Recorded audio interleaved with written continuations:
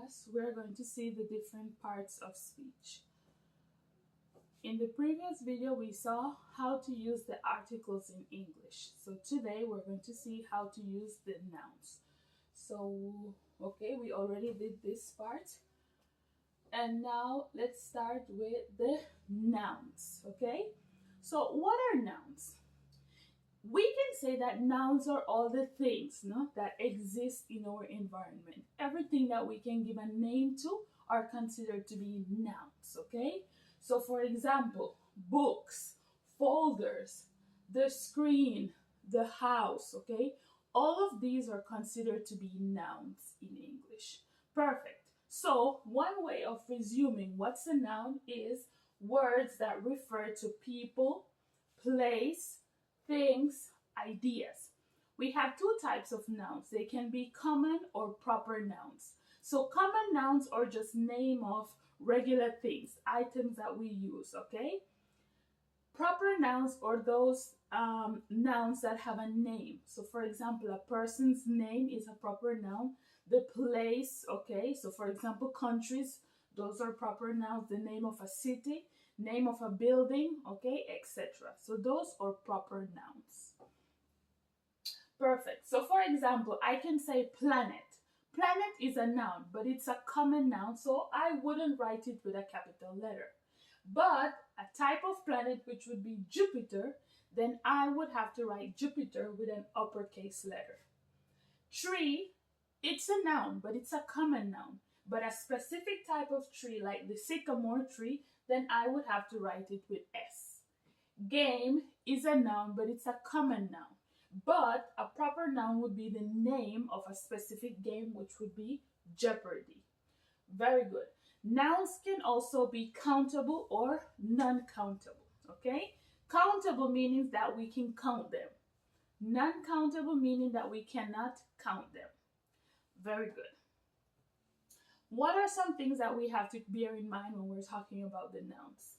For example, when we put the nouns in the plural form, we tend to add S or ES to the end of the word. For example, nut would become nuts. Hen would become hens. Door would be doors. Boy, boys. Computer, computers. Idea, ideas. Okay? Very good. We also have some nouns that are considered to be non-count, okay? As we mentioned before, we cannot count them. So like the rain, we cannot count the rain. We cannot count money in itself, but we can count the currencies, okay? Grass, confidence, laughter, oxygen, we cannot count those. Very good.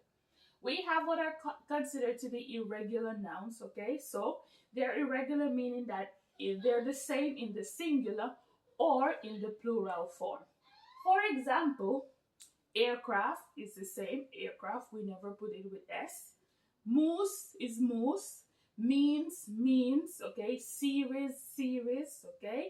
One tooth, teeth, so we change the OO to EE, okay? Man, men, woman, women, child, children. Those are considered to be irregular nouns in English. Very good. So now that we have seen the countable and the non-countable nouns, how do we create abstract nouns in English? Because sometimes you have the root of the word, okay? Let's say you have the verb, but based on the way you want to articulate, okay, the sentence, then you need a noun, okay? You don't need the verb, but you need the noun. There are different ways that we can arrive to the noun structure, okay, when we're speaking or when we're writing.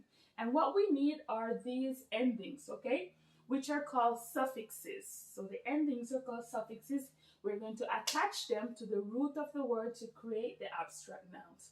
So for example, AGE, we can get image, postage, and suffrage. Al, we can get arrival, survival, deferral. Dom, we can get kingdom, freedom, boredom.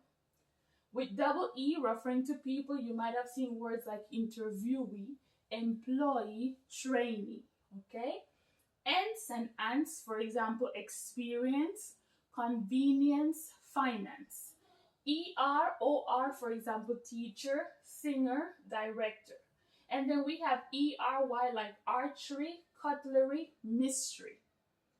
Hood like neighborhood, childhood, brotherhood. And X like economics, gymnastics, aquatics. So these are the suffixes that we can use to create abstract nouns. There are also some other ones, for example, ing, okay? Upbringing, reading, when you want to use them in a noun form. Ism, constructivism, capitalism, environmentalism. ITY or TY, for example, community, probability, equality. Meant, accomplishment. So you notice we put them at the end of, okay? So accomplishment, acknowledgement, entertainment. Then we have ness. You might have seen words like happiness, business, steadiness, okay? RY like entry, robbery, ministry. Then we have words like ship, so companionship, relationship, leadership, scholarship. And then we have the shuns, okay, that are spelled differently. So TION, SION, XION. We can get information, expression, complexion, communication. And URE or the which is kind of difficult sometimes for students to say, structure, pressure, treasure. Very good. So those would be all the suffixes that you need to learn, okay, when you're referring to the abstract nouns in English. Perfect. I hope this was helpful, and I'll see you in the exercise.